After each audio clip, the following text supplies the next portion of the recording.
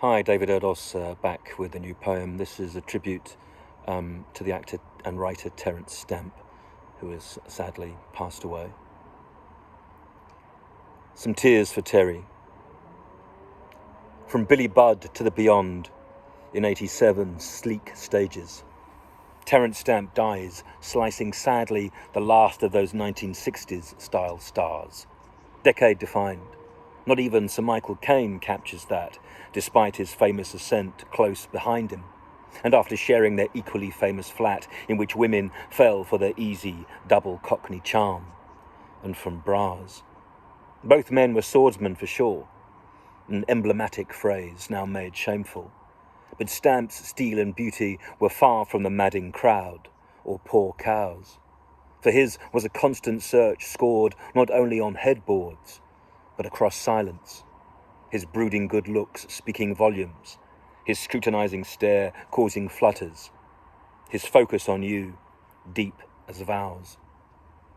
He struck me first in The Hit, that forgotten Stephen Frears John Hurt movie, playing a big style-escaped felon whose exile will end at gunpoint, as well as playing it cool, oh so cool, that is, until the final minute approaches, as withheld panic and fear fells the idol, sucking what remains of his soul from a joint.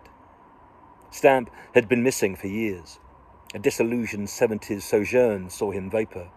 The sequel to Superman saved him from A to General Zod in one bound. And then he was back, refreshed, renewed, and reculted, aging and attractive in The Limey, Priscilla, and a whole host of movies in which he was nearly matching his mate, pound for pound.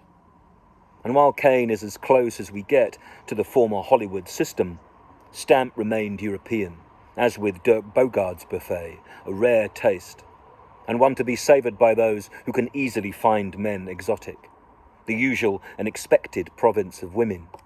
But for Terry, one look at his soft pout and cheekbones and I'm already in your bedroom eyes saw poise, waist. He was magnetic and calm, and held the way of former time, shapes and other. He drew no attention, was professional, pure and intense, through focusing on the job and not the japes that go with it. The last of the film stars like Newman, for whom looks meant little and who can overwhelm fast. No defence. We must mourn men like him, as they in time set a standard.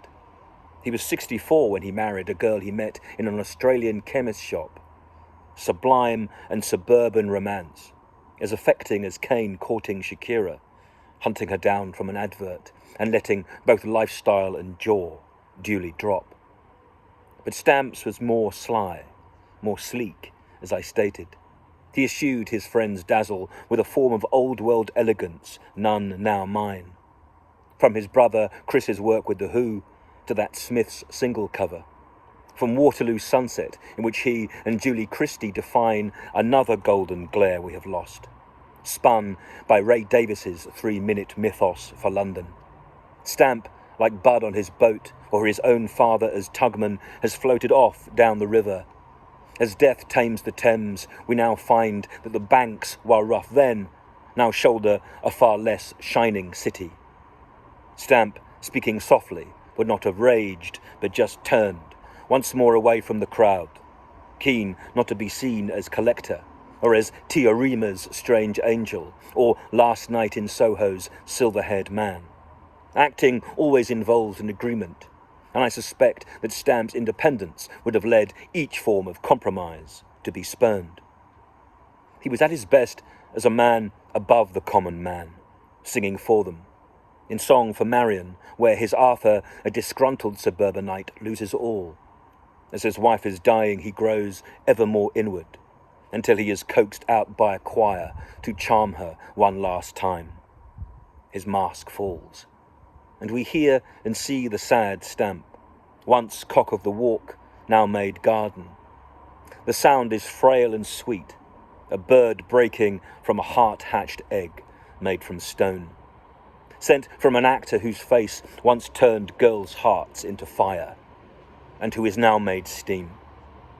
As he rises, maybe look in times to come for his clone, and for Newmans and Grants, or Gary Coopers, Clark Gables, all of those men who were private while the public at different times wanted more. But this poem is not about a man's looks, as much as it is about presence. As our totems turn, we lose structure and a great many things to adore. We also lose more than that. We lose the sort of myths that bring measure. We lose perspective, charisma too, vision, verse. The poetry of the pose is what we have now, blank and blander, and dangerous also. So I will tease out my own tears for Terry, because of his passing and because what we are watching now is much worse. So long then, Scent Star. Remember us as you travel. In the phantom zone we all feature, but you will, I hope, break beyond it, to be or become universe. David Erdos, the 17th of August, 2025.